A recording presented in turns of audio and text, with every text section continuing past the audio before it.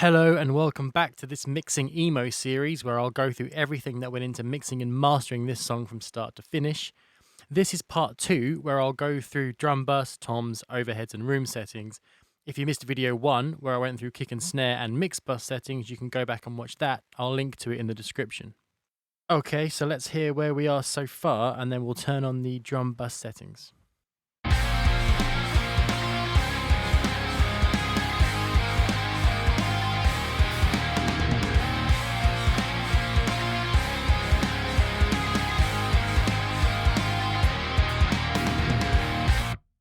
Okay, so not sounding very mixed just yet. So we'll go through the drum bus first, seeing as I would have mixed into this. First up, saturation, non-linear summer. I will saturate every bus, so that's drums, bass, guitars, vocals, to emulate an actual desk. So let's turn this on and see what it sounds like.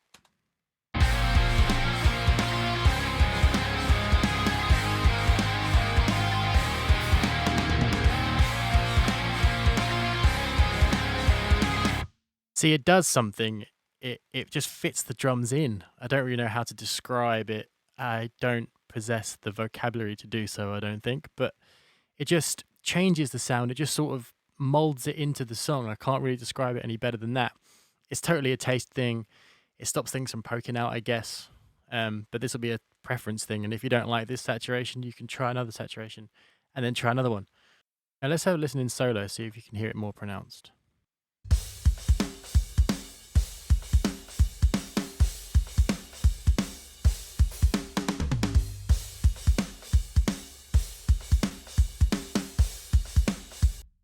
Definitely a boost in the low end there. Just changes the vibe. Again, like I said, a taste thing. And then I would have gone into another townhouse, same as the mix bus from video 1. And this is very similar settings actually as well. Okay, so let's hear this off and on.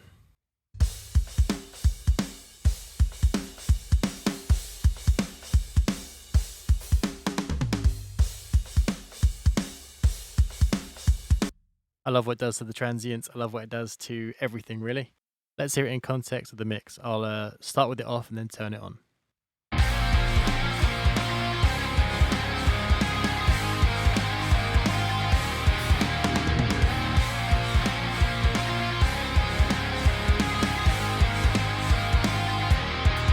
Brings the drums forward, brings out the transients, breathes life and energy into it.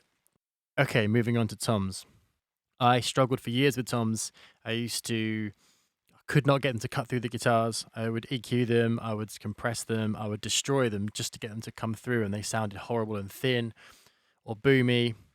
You wouldn't really hear the low end because the bass would swallow it up. And I didn't want to carve out holes in the bass because the toms are only in for seconds. Then I resorted to side chaining, so I could duck the guitars and bass out the way of the toms. But I finally landed on just having loud toms and bringing everything else down. Just a balance thing. Sometimes it's just a volume thing. The more I would EQ each tom, the more separate from each other they would sound, like they were from different kits. So that's why you'll see here, if we look at these tom tracks, there's nothing on them. I bus them all here to this toms bus and treat them all together. I have no idea if this is a good or bad thing to do. It's just what I found worked for me because I always struggled. So let's have a look what we're doing here. If I'll play the verse where it's mostly just toms, have a listen to what we got here.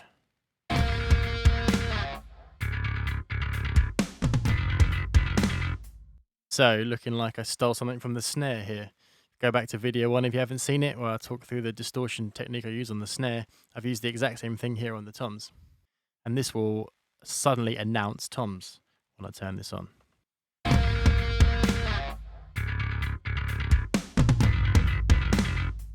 Yep, there they are. And obviously here, followed up by an EQ because that distortion brings out all the parts of the tom that I don't like. This is probably going to look crazy. Yeah, it looks crazy.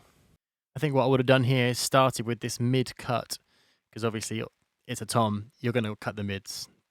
Not too much because funnily enough, the mids do help it cut. But you'll know when you've pulled it out because they'll sound too overprocessed. Then I would have played it in context for this boost here at 7K, which is the attack of the tom. And then this low end treatment here would be, this is a dynamic EQ, so it's taken down the boominess. This was just taming some of that sub. I'm going to play the song and then bring this EQ in and we'll see what it does to the toms.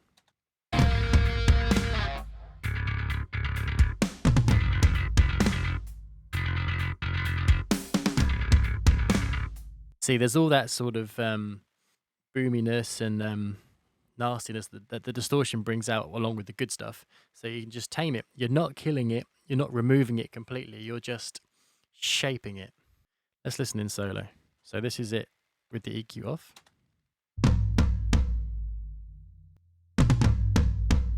And on.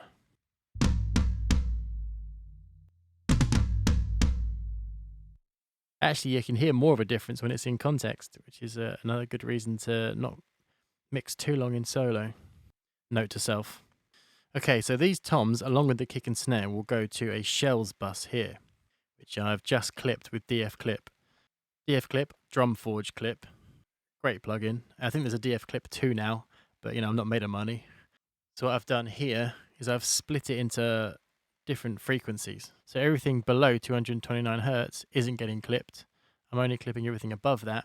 And then this tilt thing here allows you to adjust whether it's warmer or brighter, like it says. And that's a great thing to play with because clippers can, like the JST clip that I was using in video 1, can sort of skew that frequency balance a little bit, or I find that they can. So you can use it to account for that, or you can just play around until you find something that vibes. So let's turn that on. And the kick and the snare are also running through this shells bus, so they'll also get some of the treatment. Okay, so like before, it'll be off and I'll bring it in. Then we'll go back to the intro where there's more kick and snare and we'll listen to it there as well.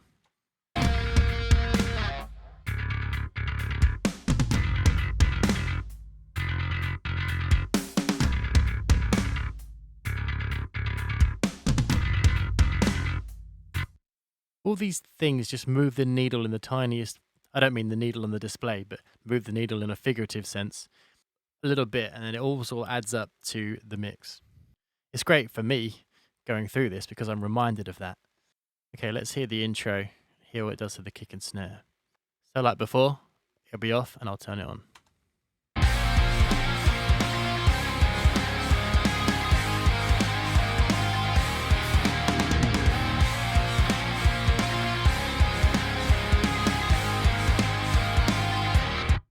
So we're slowly starting to get to a drum sound. Okay, moving on to cymbals and overheads. And just quickly before I do, if you make pop punk or emo music and you want your next song to sound like this, then please head over to terrybeckleyrecording.com and message me saying hey, just hey, and I'll get back to you. The link's in the description. Thanks for humouring me. I'll carry on. Okay, so overhead. So hi-hat, ride here, both being bussed to an overhead channel. And you've also got here. So I've got two separate overheads, and that's because of how I chose the samples. So overhead shells, because I used GGD Modern and Massive for the shells, and then overhead cymbals because I used Drum Forge for the cymbals. And like I said before, if you want to stick around to the end of the video, I'll go into how I got those sounds and why I chose them. So hi-hat, Pro Q3, just a high-pass filter. And ride, nothing. Okay, cool. Good mixing. And a compressor here. There's quite a lot of ride bell going on in the choruses, so I think I was bringing that out. There's obviously a lot of attack information in a ride bell, so hence the compressor. And then overheads, all I've got is a compressor, the DBX 160 from Waves. I saw this exact compressor plugin get used on a Bullet for My Valentine mix, and it was so musical sounding that where these cymbals are, because they're slower and they're vibing with the song, this is the perfect sounding compressor for that. So I just wanted to give it a bit of vibe. It doesn't really, I'm not using it to tame any hits. They're MIDI, they're programmed cymbals. I just wanted to add a bit of vibe to it and make it sound like it's a real drummer playing along with a song. And if you want to hate me about programmed drums, by all means, let me have it. Okay, so let's hear the compressor of the overheads off and on in the mix.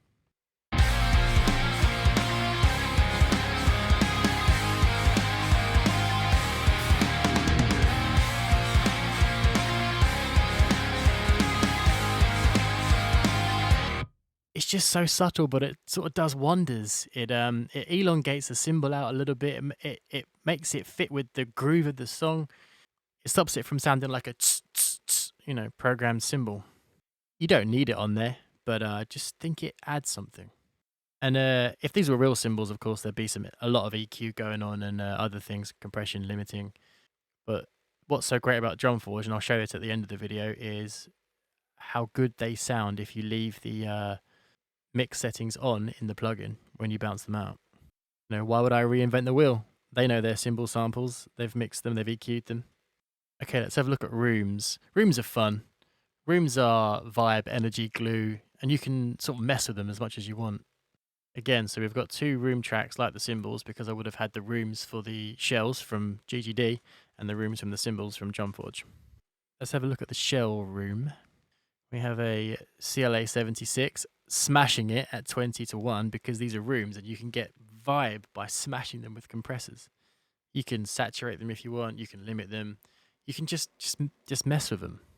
I hated how my drums sounded when they were programmed until I started paying a lot of attention to the rooms that the MIDI instrument would give you, or create your own with auxiliary sends and a reverb plugin. But once I started paying more attention and gluing the drums together using these rooms, they finally sounded like a cohesive kit in a room rather than a snare that was recorded in LA and a kick drum that was recorded in London.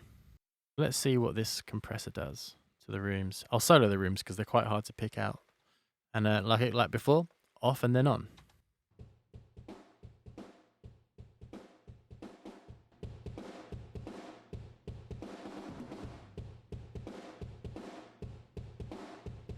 So, slowest attack, fastest release, smashing it. It sounds horrible by itself, but you almost think of it like parallel compression, really, because you are smashing these rooms and then you'll bring them in slowly, sort of in parallel to the shells, won't you? And then they'll glue them together. Okay, next up, distortion. I was obviously loving this. Let's have a listen to that off and on.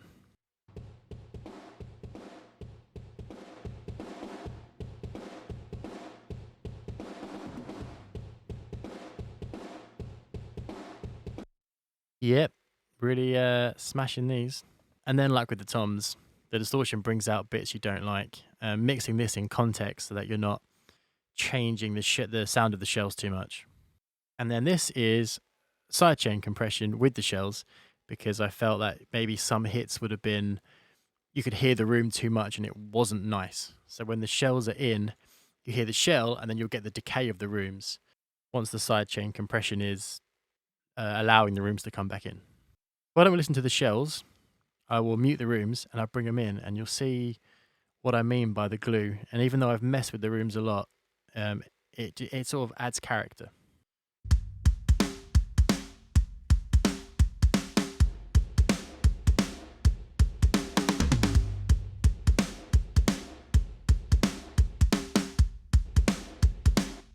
It really elongates the snare. But snares can sound pretty dead sometimes, especially programmed drums. So with the whole tracking, that will just sound like a natural snare reverb. Let's do it with the whole kit. I will mute the rooms and bring them in.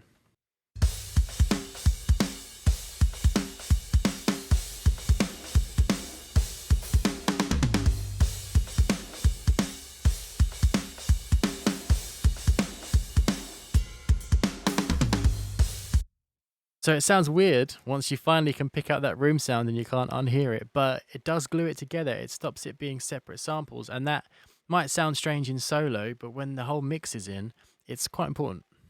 Okay, let's look at the cymbal rooms. Probably the same to make sure that it sounds like one room. Yeah, same compressor, same distortion, and then soothe. I love seeing this plugin. Reminds me how good it is. So this will be taming all the nastiness that kind of processing can do to cymbals. The good thing about having it split up is that you can bring the nastiness out of the cymbals and keep that cool nastiness in for the shells. We listen with soothe off and on so you can see how good this plugin is. Okay, so bypass and I'll bring it in.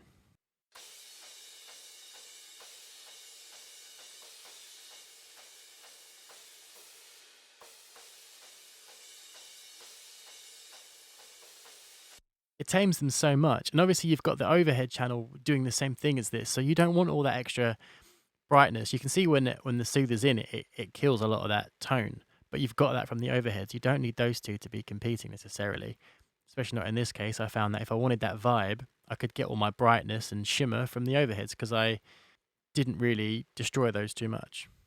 And then following up with the Pro Q3, very similar to the Room one, bit of extra attention paid to the more painful frequencies here, 12K, 3K. And then they are both bused to a Room channel where we have my musical compressor, the DBX60, a Pro Q3, dipping out some mids. That'll be in context, you know. You need your mids, but you have to carve out bits of mids so that you have nice mids. And then a C4 taming some of that sub. I think it would have been conflicting with the kick drum, making it probably sound smaller and worse. So let's hear the drums and let's mute the rooms all together and bring them all in and see what the rooms do to your program drums to make them sound like a bit more real.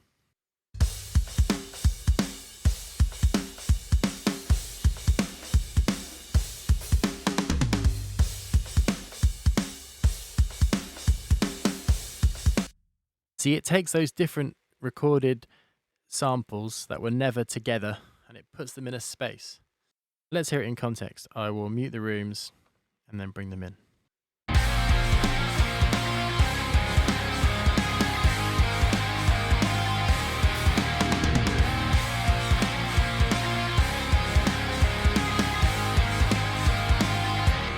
It is subtle, but if you listen to what it does to the snare and the cymbals, it does stop them from sounding so separate. And the kick, it's harder to hear on the kick. I obviously can hear it because I've listened to this song over and over and over and over and over and over and over again.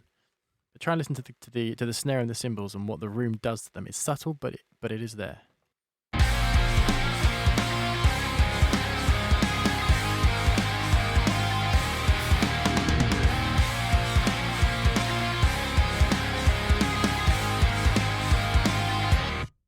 It's really subtle. But remember how much tail the snare had on it in solo, so you can't really hear that now. It just sounds like a bit more real. Okay, so that is it for the mix settings. Like I promised from before, I'll go through what drum samples I chose and how I chose them and what plugins I used. Okay, so this is actually a different project where I got all the sounds together and recorded everything. I would then export it all out and start with a fresh project when it came to mixing. So drum shells, like the kick and the snare, was GGD, modern and massive. And I think I probably would have just gone with the default toms. Yeah. Nothing too fancy there. I don't know what it is about toms, but I get picky. GGD has really workable toms that I feel like I can just stick in a mix. They don't sound great on their own until they're in a mix for some reason, and then they sound good. Okay, drum forge with cymbals. I don't think I found better sounding cymbals than drum forge. I used to use Easy Drummer. I've used Superior Drummer. I've used the cymbals from GGD. I just love the drum forge ones. So, hi-hat 1, because there are different hi-hats and crashes that you can choose. The good thing about drum forge is you can program out some cymbal stuff, like program out the main groove, and then you can flick each cymbal around and hear it until you pick one that you like. So I would have decided on these ones: hi-hat 1, crash 3, crash 6, ride 1, and China 2. Don't think there's any China in this song. But if you look at the mixer here, we've got the EQ turned on, which is the EQ that comes preloaded when you load up the sample. You can turn that off and have a completely raw sample, but there's something about the drum forge samples that just do this. It sounds great. I keep the panning as well, so it all sounds together. You know, why work harder than you have to? I don't know if anyone has ever watched URM or Nail the Mix, but I did see Joel once talking about using pink noise in with their samples, which made them sound a lot more even, and they split tested it and found that sold more. Maybe that's what they've done with Drum Forge. I don't know that for sure. Maybe that's why they sound so much better than other cymbals. I don't know what it is about them. They also have really good articulations, so different bits of the cymbal you can hit, you know, chokes, that kind of thing. They have got a new plugin out called Savior. I'm not affiliated with them anyway. I wish I was, but I'm not. I haven't got around to hearing Savior, but I'm happy with Drum Forge. I would really recommend it if you like your cymbals and you do this kind of music. Okay, that's it for video 2 on this series of mixing emo. The next video we'll look at mixing bass. I'll try and get it up as soon as possible. And another shameless reminder that if you make this kind of music and you want me to give it a mix, then head over to terrybeckleyrecording.com, contact me through there, message me saying, hey, and I'll get back to you. So thanks for watching, and I'll see you at the next one.